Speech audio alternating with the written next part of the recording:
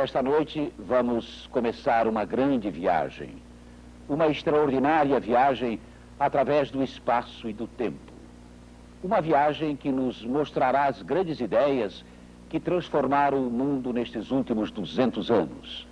Os homens de gênio que conceberam essas ideias, os movimentos que elas geraram e as transformações que provocaram na vida de cada ser humano até formar-se o quadro complexo, fascinante e assustador do mundo em que vivemos hoje, do tempo que vivemos agora.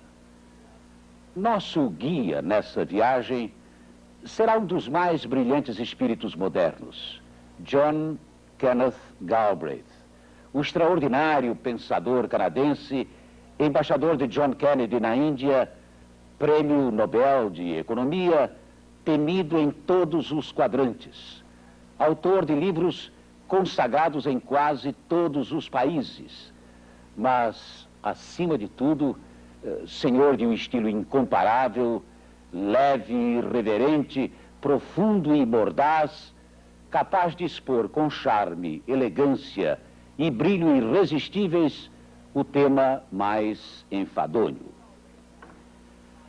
Para Galbraith, nada é intocável, perfeito ou definitivo. Tudo deve ser examinado, criticado, revisto e, se possível, transformado, porque esta é a lógica da trajetória humana sobre a face da Terra, a lógica da mudança, da transformação. É das grandes transformações que Galbraith vai nos falar nestas semanas, em que teremos diante de nós a sua visão pessoal do mundo, nesta série que é, sem dúvida, um dos melhores trabalhos já realizados pela televisão em todos os tempos. Um trabalho que levou 3 anos para ser completado e exigiu filmagens e locações em 19 países de 3 continentes, para colocar diante dos nossos olhos, com brilho e sem retoque, esta era da incerteza.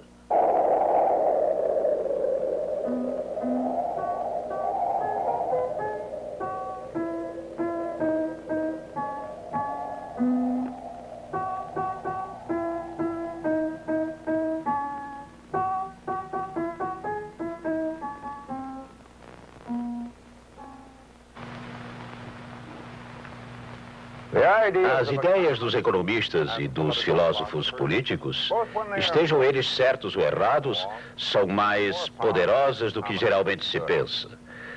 Poucas coisas no mundo têm mais influência do que elas. Os homens práticos que se acreditam livres de qualquer influência intelectual costumam ser escravos de algum economista morto.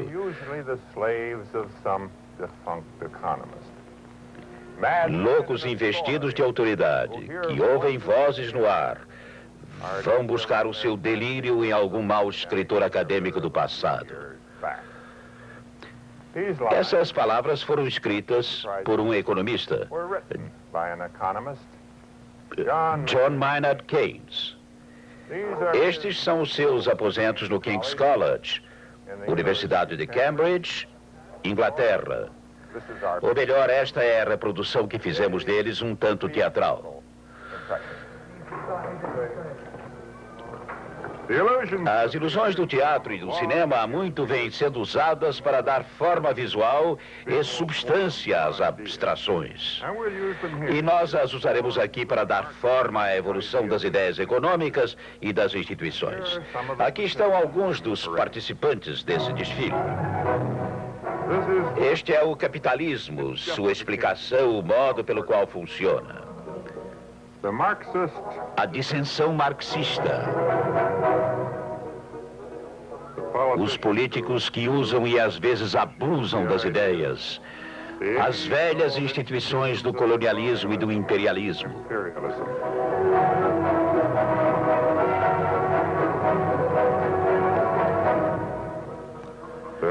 Aqui o carnaval do boom, da euforia econômica e a quebra geral, inflação, depressão, desemprego, centrados numa instituição antiquíssima e pouco confiável, o dinheiro.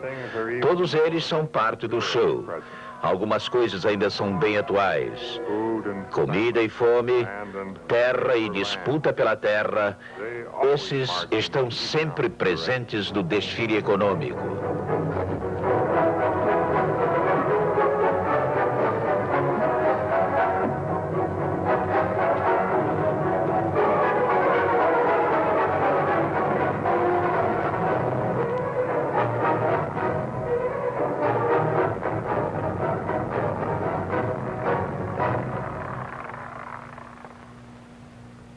E se não der para entender, eu poderei explicar a ideia. Não nos esqueçamos de que uma palavra vale por 1000 imagens. E olhando isso tudo, não resta muita dúvida de por onde se deve começar. Na segunda metade do século XVIII, o mundo ocidental foi transformado por uma sucessão de invenções mecânicas. Junto com a Revolução Industrial, aconteceu outra nas ideias econômicas.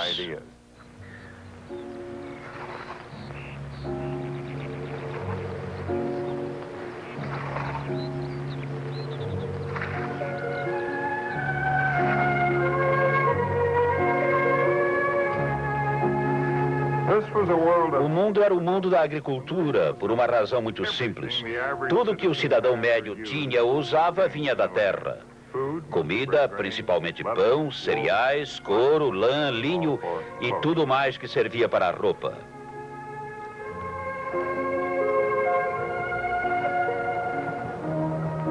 O transporte era feito a cavalo, como sempre fora havia muitos séculos.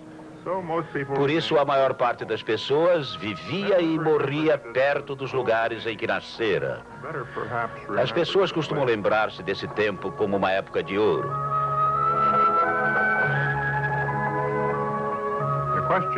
Na verdade, lembram-se de algo que não viveram, que não era bem assim. O problema dos alimentos, por exemplo, quando havia alimentos, ocupava a maior parte do tempo das pessoas, como infelizmente ainda ocupa.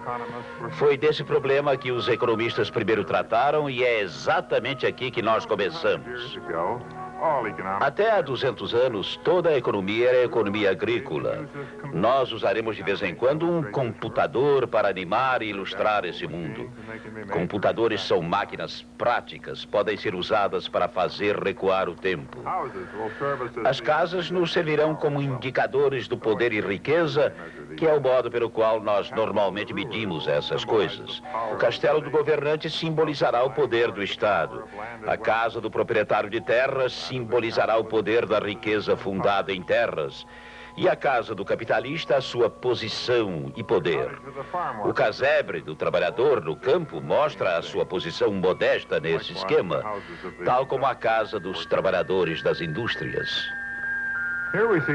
Aqui nós vemos as casas dispostas na paisagem, tal como se uma professora as houvesse montado para mostrar o lugar de seus ocupantes na ordem geral das coisas.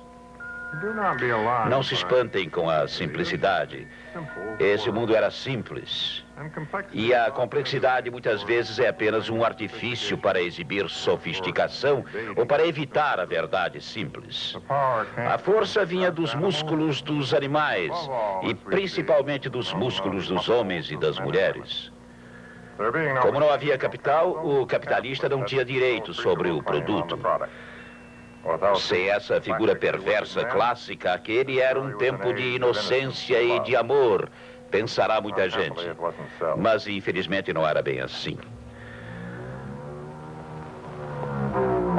Os trabalhadores no campo eram muitos e a terra escassa. Isso mais a posição social, a educação e a lei favoreciam extraordinariamente o proprietário de terras. Por isso, ele é que era o vilão social. E acima do senhor de terras, às vezes frívolo, frequentemente opressor, geralmente beligerante e invariavelmente caro, pesado, ficava o Estado. Esse Estado se dava o direito de cobrar altos impostos, tanto do proprietário como do trabalhador. A mão pesada e gastadora do Estado foi a preocupação do primeiro grande economista do mundo. Aqui, neste lugar chuvoso e sem atrativos, do qual os meus próprios antepassados saíram, uma decisão sábia, penso eu. Na segunda metade do século XVIII, Edimburgo, apesar do seu clima ou por causa dele, era um dos grandes centros intelectuais da Europa. E o seu grande trunfo era a economia. Seria temerário e até mesmo perigoso esboçar uma teoria racial da economia. Todas as raças produziram economistas notáveis, exceto os irlandeses. Eles são artistas demais, ou talvez civilizados demais, ou alguma coisa assim. Mas ninguém pode questionar a excelência dos escoceses nessa matéria. Seus únicos competidores eram os judeus. E daqui a pouco veremos o mais importante desses competidores, David Ricardo. O maior entre os economistas escoceses foi Adam Smith. Os economistas divergem em muitas matérias, principalmente porque, se estivessem de acordo, poderiam estar todos errados. Mas em um ponto eles concordam. Adam Smith foi o fundador de sua disciplina. Ele nasceu, ou pelo menos foi batizado, na pequena cidade portuária de Kirkcaldy, em 1723. Smith frequentou a boa escola local e depois fora a Balliol. Sua impressão de Oxford não foi boa. Alguns professores, os professores públicos, recebiam salários fixos. Smith achava que, em consequência disso, eles não se esforçavam. Esses professores eram uma metáfora do sistema econômico do Smith. As pessoas trabalham melhor quando sua recompensa depende diretamente do seu esforço. Smith pensava que os professores deviam ser pagos de acordo com o número de estudantes que achassem que valia a pena frequentar as suas aulas. Para ele, o mercado é que devia decidir. Ainda existem uns poucos economistas que defendem as ideias de Adam Smith, alguns deles apaixonadamente. Mas não são tão apaixonados por seu sistema de pagamento de professores. Não o querem para eles mesmos. Depois de Oxford, Smith voltou para a Escócia e, aos 27 anos de idade, tornou-se professor, primeiro de lógica, depois de filosofia na Universidade de Glasgow. Também na Escócia, ele ficou amigo do célebre filósofo David Hume. Eles se encontravam para trocar ideias e informações, ou apenas para estarem juntos na casa de Hume, no James Park, em Edimburgo. Depois de lecionar durante uns 15 anos, Smith foi convidado para ser tutor do jovem duque de Buccleuch, de uma das grandes famílias proprietárias de terras daquela região. O cargo tinha um salário fixo e uma garantia de pensão na velhice. Era uma proposta muito interessante para Smith. E era também o tipo de salário garantido que ele não aprovava. Mas o interesse pessoal prevaleceu sobre os princípios abstratos. Em 1764, ele renunciou a seu posto na universidade e partiu para o continente com o seu discípulo.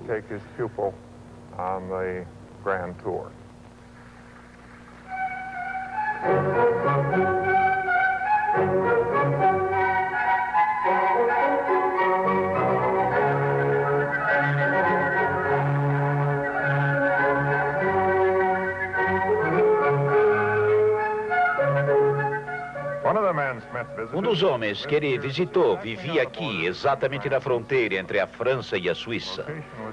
A localização era cuidadosamente escolhida. A polícia já havia mostrado a necessidade de ele poder movimentar-se rapidamente de um país para o outro. O morador desse local era François-Marie Arouet, mais conhecido por Voltaire.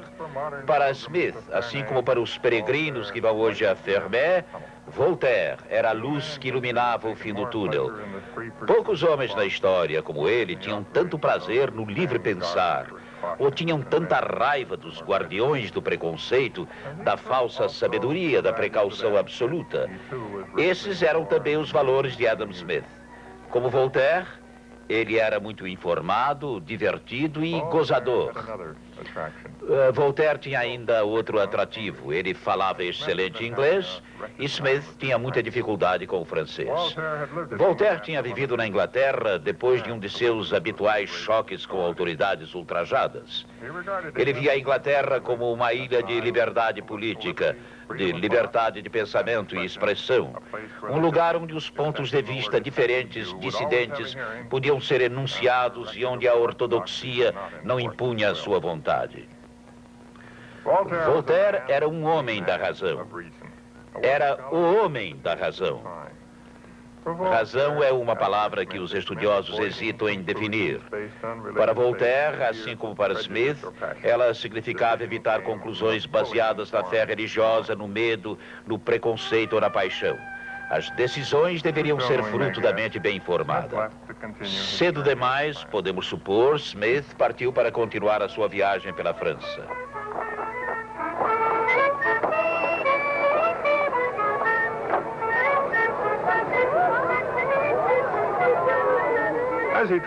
E à medida em que viajava pelo país, entrou em contato com os homens inteligentes, pacientes e bem-humorados que trabalham a rica terra francesa. Eles ainda são a base da sua mística agrícola. Esse papel especial da agricultura era o principal tema do pensamento francês, com o qual Smith teve contato. Mercados como este, lugares de muita cor, muita alegria e divertimento, faziam com que ele se lembrasse sempre de seus princípios. O mercado é o grande regulador da vida econômica. Ele recompensa aqueles que produzem boas coisas, baratas, e pune aqueles que produzem coisas ruins, a custos altos. Atrás dos balcões de um mercado está um mestre severo. Ao tempo da Odisseia de Smith, a fé agrícola da França se refletia nas ideias de um notável grupo de homens que chamaremos de os fisiocratas. Os fisiocratas sustentavam que toda a riqueza nascia da agricultura. Só na agricultura, como uma dádiva da natureza, é que o esforço produtivo rendia um excedente além do custo. O comércio e a manufatura não produziam esse excedente. Eram atividades necessárias, mas estéreis. O excedente produzido na agricultura, o seu produto líquido, sustentava tudo mais. Para os fisiocratas, a agricultura era a verdadeira indústria de base.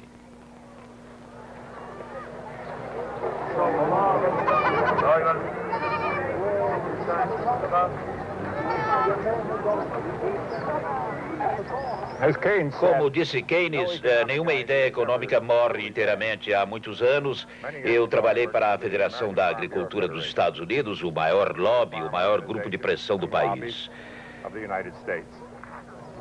Na época, ele estava no auge de sua força. Todo fim de ano, seus membros se reuniam.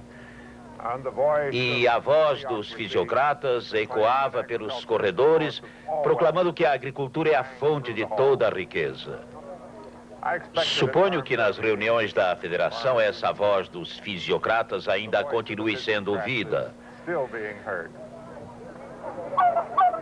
Smith não concordava com esse papel ímpar da agricultura.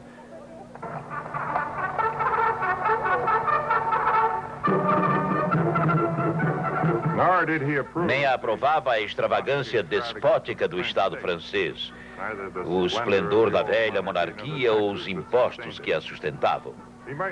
Ele provavelmente nem se deteve para admirar essa moderna reminiscência das glórias passadas, a Guarda Republicana.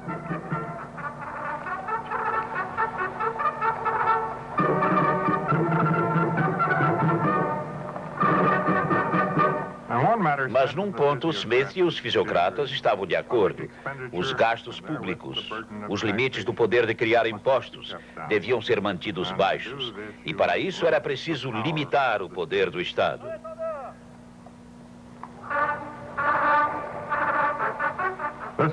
Não era um pensamento que ocorresse ao rei Luís XIV, por exemplo.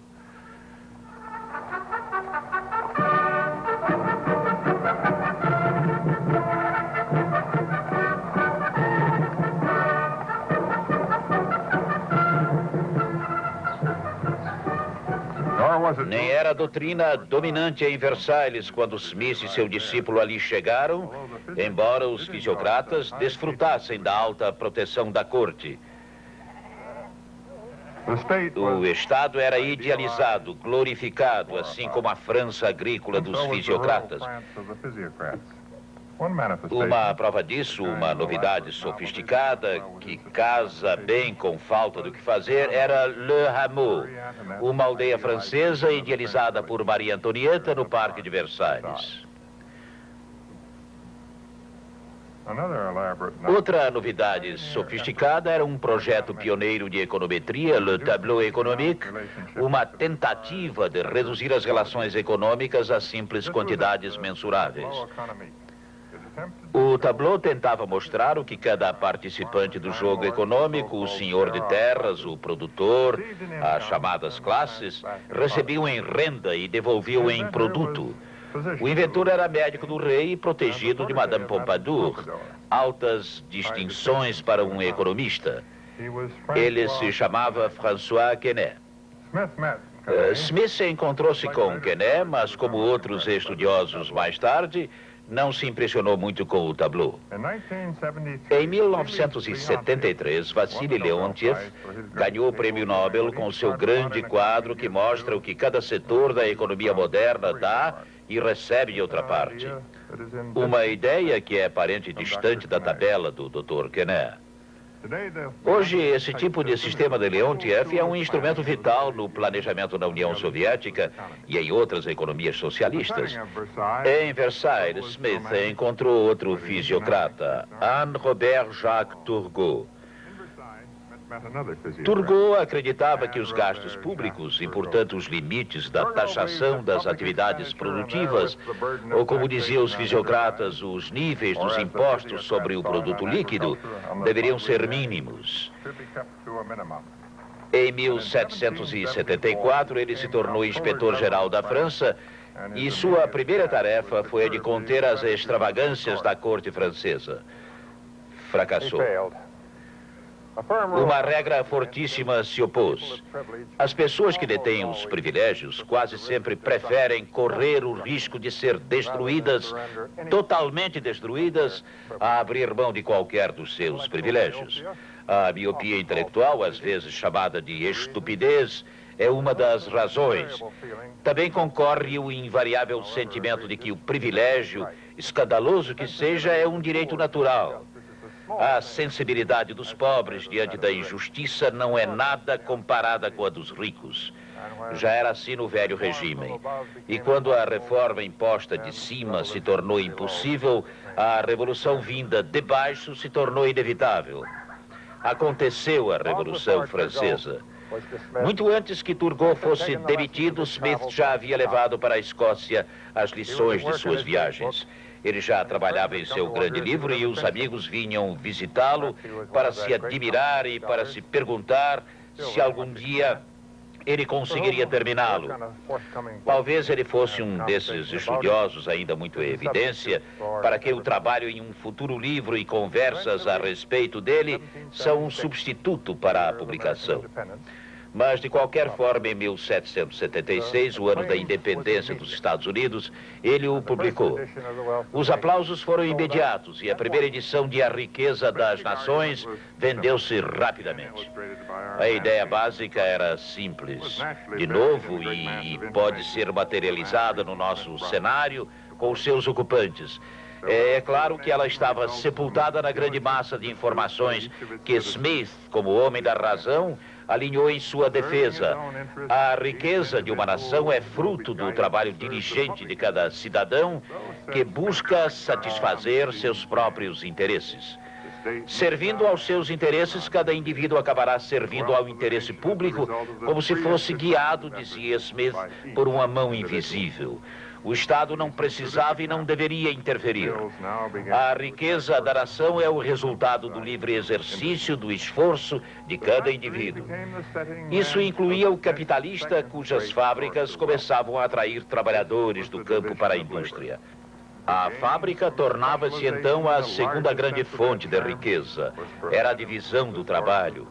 Os ganhos da especialização, no sentido mais amplo dessa palavra, eram para Adam Smith uma fonte de produtividade da maior importância. Smith descreveu uma linha de produção primitiva, a de alfinetes. Um homem estica o arame, outro o endireita. Um terceiro corta, um quarto afina, um quinto apara no topo para receber a cabeça. Fazer a cabeça exige 2 ou 3 operações diferentes. Colocá-la no lugar é outra tarefa específica. Polir os alfinetes, outra. E uma outra ainda, fixá-los no papelão. Com 10 homens dividindo o trabalho, calculava Smith, poderiam ser feitos 48.000 alfinetes por dia. Um homem sozinho faria talvez no máximo 20. Os capitalistas que possuíam as máquinas também não inspiravam muita confiança a Smith. Nem eles, nem qualquer homem de negócios. Ora, vejam o que Smith dizia dos comerciantes. Pessoas do mesmo ramo de comércio raramente se encontram para se alegrar e se divertir. E quando se encontram, a conversa termina numa conspiração contra o público ou em alguma combinação para aumentar os preços. Hoje em dia, os devotos da livre empresa se ajoelham à simples menção do nome de Adam Smith, mas raramente eles baseiam seus sermões em textos como esse. Benjamin Franklin foi contemporâneo de Smith, e foi ele talvez a inspiração de um dos comentários mais mordazes de Smith. Vejam o que Smith disse da escravatura. A última resolução dos Quakers da Pensilvânia de libertar os escravos negros nos leva a crer que eles não são muito numerosos. Smith duvidava muito de que a honradez pudesse prevalecer sobre o interesse, mas ele se satisfazia plenamente com o poder de motivação do auto-interesse.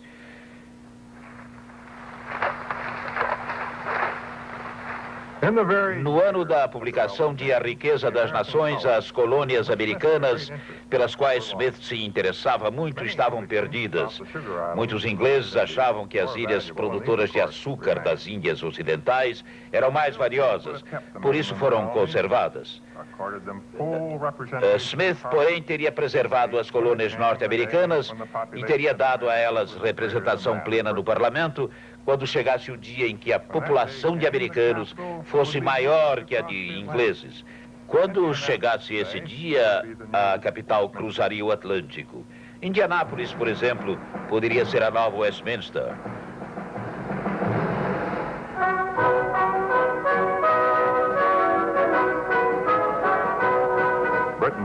O comércio britânico se expandia maravilhosamente. Smith deplorava o peso morto do feudalismo, seus métodos, símbolos e limitações. Para os mercadores londrinos, entretanto, que floresceram sob esse sistema, o velho estilo dava respeitabilidade e distinção à nova riqueza. Num discurso sobre o orçamento, Pitt diria de Adam Smith que seu profundo conhecimento e ampla pesquisa filosófica darão a melhor solução a qualquer questão relacionada com a história do comércio e o sistema de economia política. Um economista não poderia pedir mais do que isso.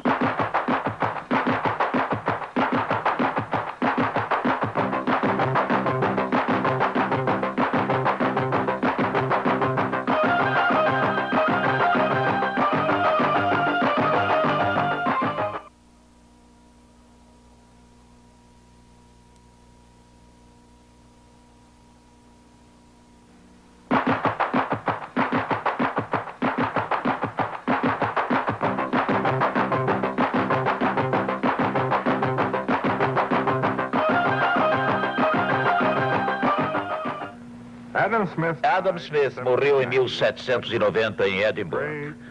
O grande profeta do livre comércio havia sido nomeado fiscal da alfândega ali, uma sinecura, mas ele era prático demais para recusar. Smith repousa aqui, num pequeno cemitério de Edimburgo. Intelectuais vêm visitar seu túmulo, mas não muitos. Os economistas, penso eu, são bastante negligentes em relação a seus heróis. Quando Smith morreu, as mudanças previstas em suas teorias, as mudanças das quais ele foi o profeta, tornavam-se evidentes na Escócia, assim como na Inglaterra, na cidade como no campo. A Revolução Industrial não foi uma coisa violenta e repentina. Era uma revolução que as pessoas podiam, de fato, testemunhar. As pessoas do campo estavam sendo atraídas para as novas fábricas. Elas estavam sendo também expulsas do campo devido à crescente demanda por uma das mais importantes matérias-primas industriais da época, a lã. A expulsão mais escandalosa aconteceu aqui na Escócia, em Sutherland, no extremo norte. Nos 15 anos que se seguiram a 1807, a duquesa de Sutherland e seu marido Lord Stafford expulsaram entre 5 e 10 mil habitantes para abrir espaço para as ovelhas.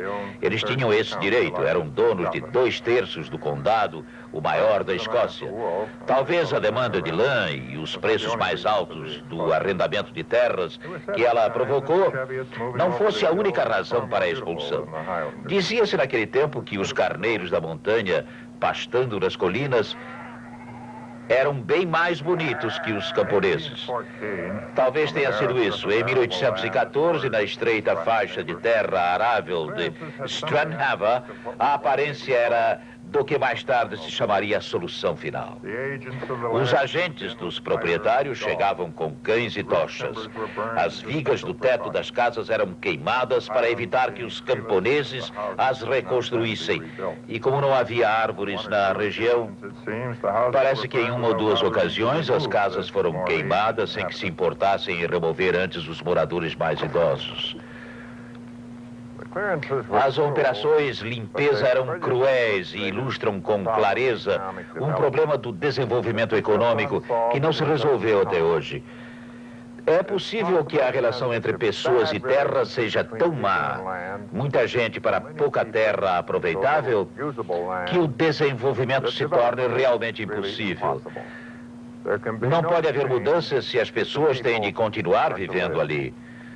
Isso era verdade naquela região e continua sendo um problema na Índia, em Bangladesh, na Indonésia e em outros países densamente povoados.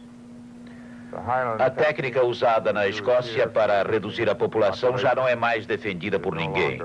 Já o controle da natalidade costuma produzir bons discursos, mas seus resultados são muito lentos ou nenhum.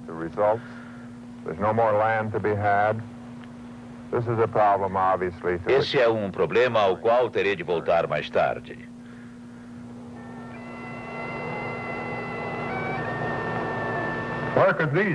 Para onde essa gente poderia ir? Para as fábricas que se expandiam, é a resposta óbvia. Mas não havia fábricas naquela parte da Escócia. O Canadá era bem mais atraente, mas a viagem era muito cara. Distribuiu-se terra para os arrendatários ao longo da costa. Pensava-se que eles aprenderiam a pescar. Na verdade, era um convite para morrer de fome.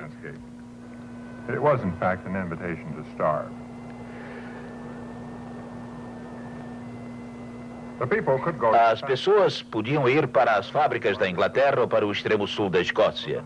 Mas aqueles escoceses não eram considerados boa matéria-prima industrial. Não se adaptavam à disciplina e ao ritmo das máquinas. As mulheres são mais maleáveis. E as crianças mais ainda, principalmente se ensinadas bem cedo. New Lanark, a sudeste de Glasgow, foi o cenário de uma das mais famosas experiências de adaptação de pessoas, a maior parte crianças, à disciplina da máquina. As fábricas eram movidas pelas águas do rio Clyde, era um belo lugar. Um jovem industrial levado a vê-lo não enxergou a beleza, só o desperdício de força. Ele se chamava David Dale, era um capitalista e filantropo escocês. Nos tempos modernos, sua efígie apareceu nas cédulas do Banco Real da Escócia. A ideia de Dale foi esta: resgatar, por assim dizer, dos orfanatos de Glasgow e Edinburgh as crianças internadas. Essas crianças passariam a trabalhar nas fábricas, ao mesmo tempo em que iriam à escola, tudo num ambiente do mais alto padrão moral. Os orfanatos economizariam o que gastavam com a alimentação das crianças, e estas ganhariam seu sustento em ambiente produtivo e compassivo. A compaixão, aliás, foi estendida aos adultos. Em 1791, um navio lotado de escoceses a caminho dos Estados Unidos encalhou em Greenock. Os passageiros estavam cansados da viagem pelo oceano, mas não tinham dinheiro para tomar nenhuma decisão. Dale levou-os para New Lanark. Depois de um naufrágio, até um escocês se adapta ao ritmo e à disciplina da máquina. Em New Lanark não se permitia que a filantropia prejudicasse as necessidades práticas de lucro. Só depois de 13 horas diárias na fábrica é que as crianças iam à escola durante 1h30 por noite. Não fiquem chocados. Pelos padrões da época, New Lanark era um lugar de compaixão e cultura, se não de repouso. Isso ficou ainda mais claro depois de 1800, quando o genro de Dale, Robert Hone, o famoso Robert Hone, assumiu. Hone era filósofo, um socialista utópico, séptico, religioso e espiritualista. De toda a Europa, reformadores acorriam a New Lanark para ver com seus próprios olhos aquela prova de que a indústria podia ter uma face humana.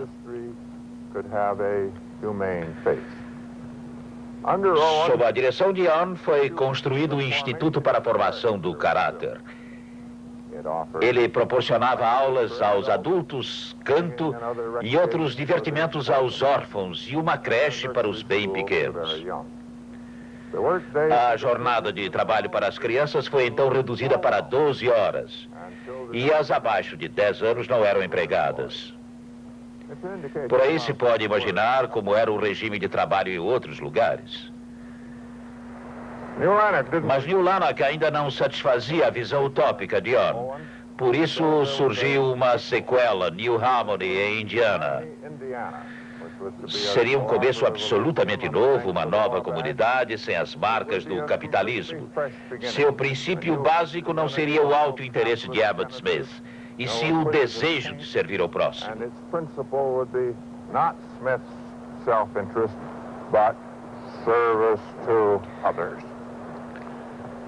Os idealistas acorreram rápido a New Harmony, mas não só eles, também uma coleção histórica de desajustados, misantropos e outros. E uma vez ali, eles se devotaram inteiramente não a servir, mas a brigar entre eles. New Harmony não funcionou. Adam Smith foi reentronizado.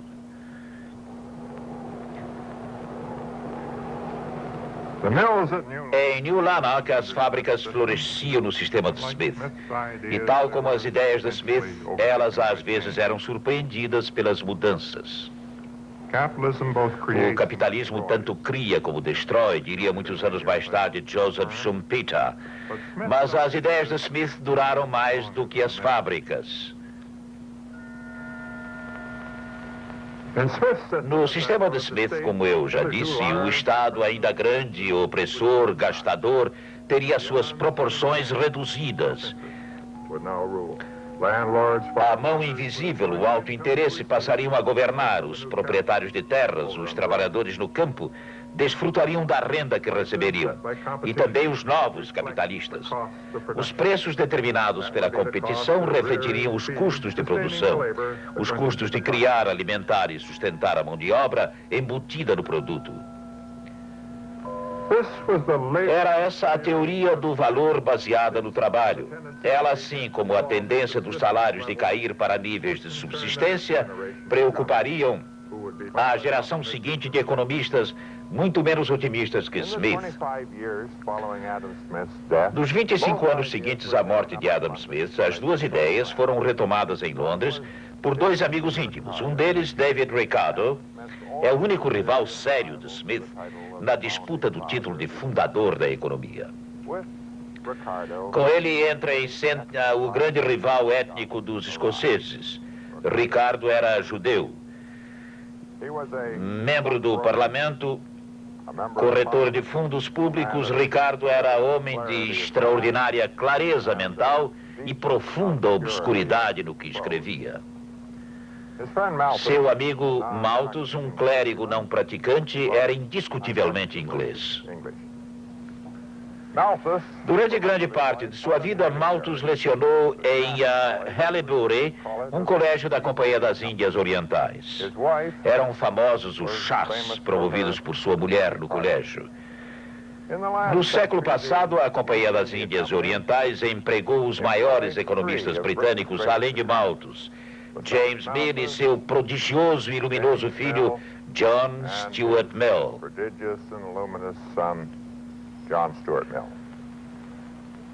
Nenhum deles que eu saiba jamais esteve na Índia. Mas isso não chegava a ser problema. James Mill escreveu uma forte crítica dos épicos hindus que o desgostavam profundamente.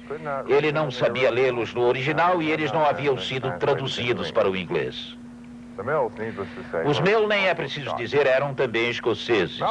Malthus sustentava nessa época que, dada a paixão entre os sexos, uma coisa muito inconveniente que ele às vezes achava que deveria sujeitar-se a restrições morais, ser objeto de advertências dos pastores na hora do casamento, dada essa paixão, a população tenderia a crescer em proporção geométrica, 1, 2, 4, 8 e assim por diante.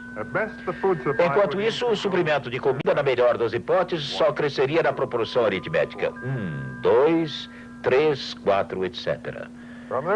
Daí o resultado inevitável ao qual seu nome tem sido associado, a explosão populacional. Com a provável falta de restrições morais, a população teria uma tendência duradoura de explodir.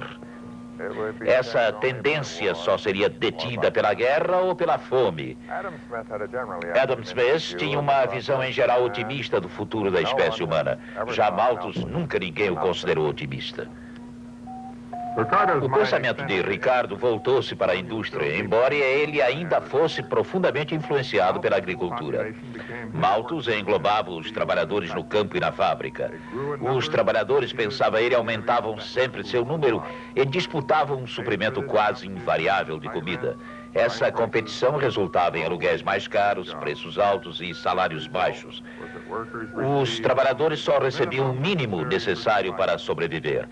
Essa era a lei férrea dos salários. Essa situação também gerou o pensamento segundo o qual, se é o trabalho que determina o valor das coisas, o produto pertence a quem trabalha. Proclamada por Karl Marx meio século mais tarde, essa proposição convulsionaria o mundo.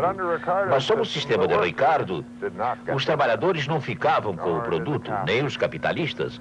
A riqueza ia para os proprietários de terras. No campo, a mesma pressão populacional que deprimia os salários aumentava o preço do arrendamento de terras. E quanto mais pobre ficava o camponês, mais rico ficava o proprietário. Nada havia a fazer, essa era a lição de Adam Smith. As coisas, tais como eram, podiam ser ruins, mas a intervenção do Estado as faria ainda piores. David Ricardo não era, por seus próprios critérios, um homem cruel. Num mundo cruel, ele apenas propunha o menos cruel. Eu já disse que a Revolução Industrial foi um tipo de revolução que pôde ser visto. A resposta a Adam Smith e a seus seguidores também. E em nenhum outro lugar isso foi mais claro que no Porto de Londres. Iniciado em 1800, ele foi aberto em 1805. Por ali passavam as coisas básicas do novo modo de vida britânico: o vinho, o conhaque, o tabaco, o arroz. Nos seus armazéns cabiam quase 250 mil toneladas. Depois da Batalha de Waterloo, o comércio caiu um pouco. Em seguida, cresceu de novo para atingir níveis inéditos. Mas enquanto o comércio crescia e os negócios se expandiam, depois da guerra a Napoleão Bonaparte, os salários caíam. Era a lei de ferro, os salários sempre tendendo para níveis de mera subsistência.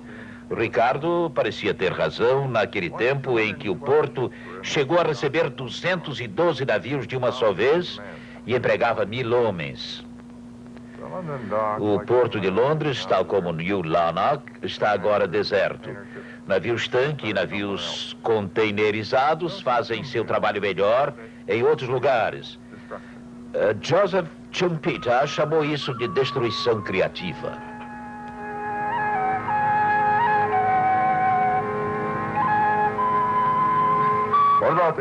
E as ideias de Malthus e as de Smith e Ricardo foram seguidas na prática? A melhor resposta para essas perguntas estava em outra ilha da comunidade britânica, na Irlanda. A população irlandesa crescia em proporção geométrica, como Malthus previra. De 1780 a 1840, em 60 anos, ela dobrara e quase redobrara. Em 1840, havia 8 milhões de irlandeses. Tal como acontecera na Escócia, terra e população se mantinham num equilíbrio de pobreza. A população crescente absorvia todo e qualquer aumento da produção de alimentos. A produção de alimentos vinha aumentando. A batata fizera uma revolução verde na Irlanda. Quando as safras eram boas, não havia população mais bem alimentada. A produção de cereais também havia crescido, mas se destinava toda a pagar o arrendamento da terra. Mesmo as pessoas que morriam de fome pagavam. À medida que a população cresceu, aumentou a disputa de terras e subiu o preço dos arrendamentos. Como Ricardo havia previsto, os senhores de terra prosperavam e os arrendatários, cada vez mais numerosos, ficavam cada vez mais pobres. O clímax malthusiano não vem gradualmente, tal como na Índia ou em Bangladesh. Ele sobrevém repentinamente, quando chove demais ou acontece alguma outra coisa errada. Na Irlanda, o desastre malthusiano sobreveio em 1845. Uma praga nas plantações de batatas se expandiu com as chuvas fortes daquele ano e prejudicou a colheita. No ano seguinte, de novo. A culpa sempre foi jogada na praga, mas deveria ser colocada no aumento da população, que resultou em mais disputa por terras explorada pelos senhores. Em Londres, algumas pessoas pensaram assim: a passagem da compreensão teórica para a prática seria lembrada com amargura durante 100 anos. Poucas coisas da vida podem ser tão terríveis como a diferença entre o enunciado de um princípio por uma pessoa bem-falante, calmamente, num escritório silencioso, e o que acontece com as pessoas quando esse princípio é posto em prática. Nós já vimos isso muitas vezes nos nossos tempos. No Pentágono, o princípio se chamava reação protetora. Na Ásia, era a morte terrível jogada de aviões que nem sequer podiam ser vistos.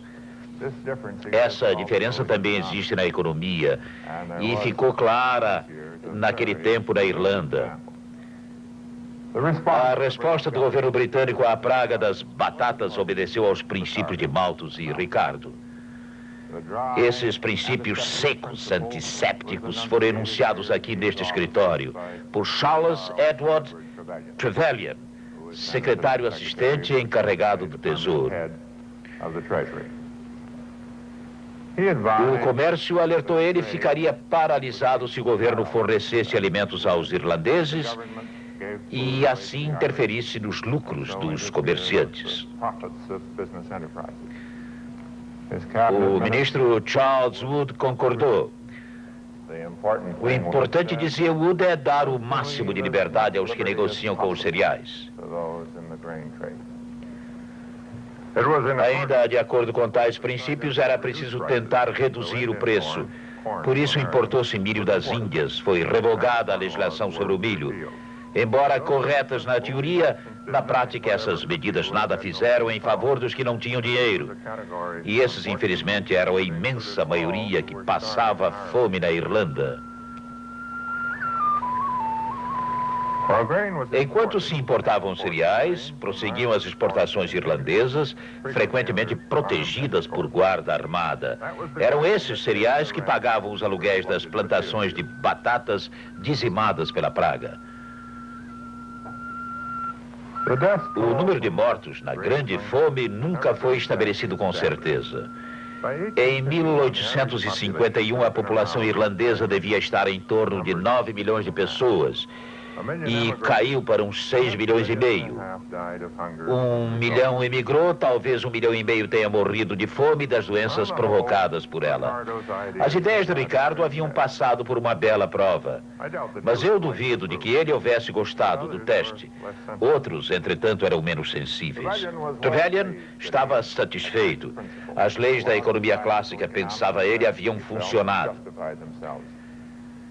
Numa carta de 1846, ele concluía: estando a solução do problema da Irlanda completamente fora da possibilidade humana, a cura veio diretamente da sábia providência e de uma maneira tão inesperada e impensada quanto eficaz.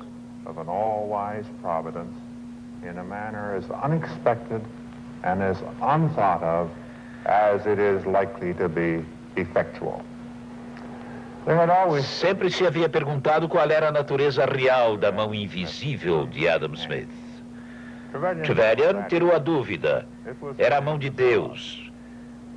Um Deus bastante vingativo, que não podia ter muito orgulho dos irlandeses. Mas Trevelyan não era uma exceção. Homens que defendem altos princípios, apesar dos resultados cruéis, costumam considerar-se meros instrumentos da vontade divina.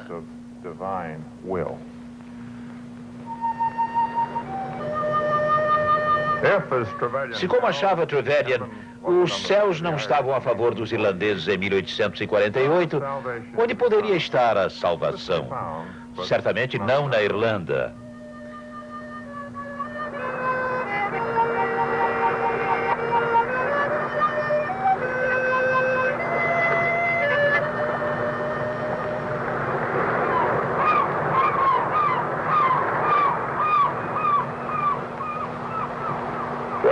Havia uma saída para a Grande Fome.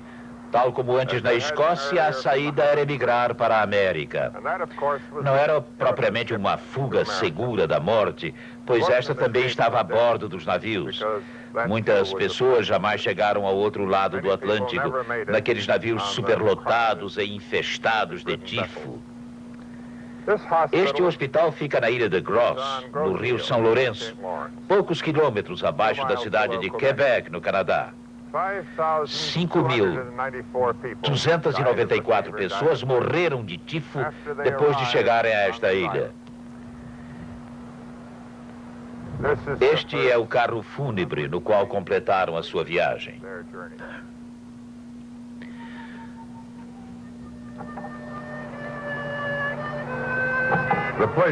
Os nomes de ruas e logradouros da ilha contam a história. Este tranquilo trecho de praia se chama Baía da Cólera. Mas havia também um lado melhor. Os princípios de Adam Smith, Ricardo, Malthus, poderiam ser válidos ainda no Novo Mundo, mas o cenário era diferente e diversos teriam de ser os resultados. Ali a terra era abundante e livre, por isso não conferia nenhum poder especial ao eventual proprietário. Pelo simples fato de ser dono da terra, uma pessoa não poderia explorar um trabalhador, pois este poderia abandonar o trabalho na mesma hora e ficar imediatamente dono de um outro pedaço de terra. Na América, a população poderia multiplicar-se, como Malthus previra, mas ainda assim mais pessoas seriam necessárias. Por isso, os salários aumentavam sempre. E se não fossem bons, sempre era possível buscá-los em outro lugar nas novas fronteiras. Na Escócia, sem árvores, as famílias haviam visto as preciosas vigas do teto serem queimadas no momento em que eram expulsas. Uns poucos meses mais tarde, lá estavam essas mesmas famílias derrubando árvores na floresta para criar fazendas, e agora as árvores eram inimigas.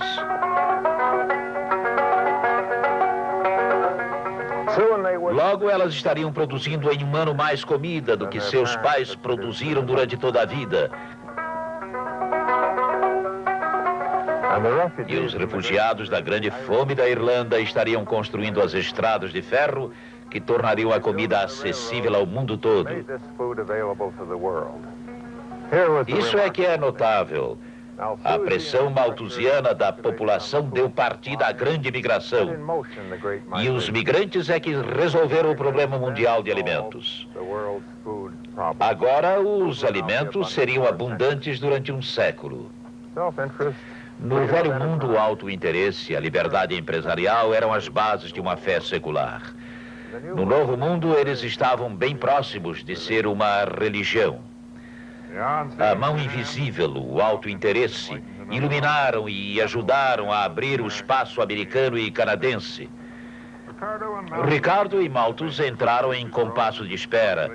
Os salários subiram, a população não exerceu pressão sobre o estoque de alimentos, as estradas de ferro chegaram a toda parte para levar alimentos para as cidades e para o velho mundo. Em 1897, os americanos reuniram-se em Chicago para a grande exposição. Celebravam o sucesso econômico e tinham o direito de celebrar. Para eles, a promessa e a profecia do capitalismo fora maravilhosamente verdadeira. Mas já em 1893, alguns aspectos do triunfo estavam em dúvida. 1893 foi um ano de depressão. Hoje resta muito menos daquela certeza. Os espaços abertos já não asseguram ou prometem a riqueza para todos.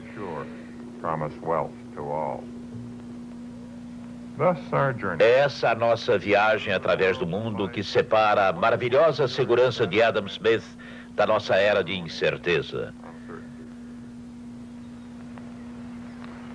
A jornada, principalmente para um professor, é marcada também pela incerteza de que a educação traga a salvação. 50 anos atrás, em Cambridge, essa salvação parecia assegurada, hoje não.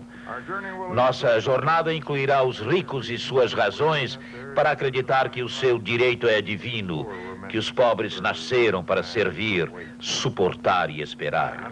Como incluirá aqueles que atacam esses conceitos. As certezas de Karl Marx e de seus seguidores, que não são menores que as de Adam Smith.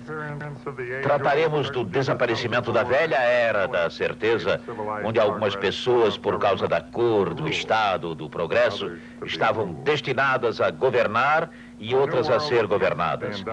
Trataremos do novo mundo, que perdeu a Revolução Industrial, não pôde seguir os rumos prescritos por Adam Smith, e para o qual as alternativas são também muito incertas. Na Suíça, quase ninguém duvida da sabedoria da democracia. Mas nessa mesma Suíça, há muitas dúvidas sobre o controle real que os suíços têm de seu próprio destino. Nos Estados Unidos, a certeza é menor ainda. O governo pelo povo deu lugar ao governo pelas corporações, pelos sindicatos, pela burocracia e pelo Pentágono. A maior das incertezas, que se justifica dizendo que defende o modo de vida que ela ameaça liquidar.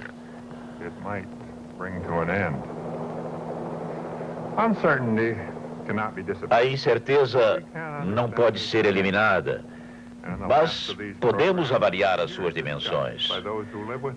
Kissinger é quem diz: todos parecem mais preocupados com o possível ataque de uma superpotência do que com a possibilidade de cooperação entre as superpotências. É uma caminhada longa que temos pela frente. No próximo programa, continuaremos com as certezas do século passado e a crença dos seus beneficiários de que seriam sempre favorecidos. Na próxima semana, nós estaremos juntos de novo para ver o que Galbraith pensa sobre os costumes e a moral do velho capitalismo norte-americano. Um episódio delicioso que nos trará, além da sua visão da conquista da América, imagens e histórias fascinantes como aquela dos capitalistas primitivos que disputavam um mesmo negócio, enquanto um comprava todas as ações disponíveis para assumir o controle, O outro, numa gráfica clandestina, imprimia todas as ações que podia para vender ao rival. Ou então aquelas histórias dos novos ricos, com as suas festas fabulosas, suas extravagâncias, seus sonhos de nobreza. Um episódio que só poderia ser concebido e narrado pelo espírito brilhante e irreverente de John Kenneth Galbraith. Até lá.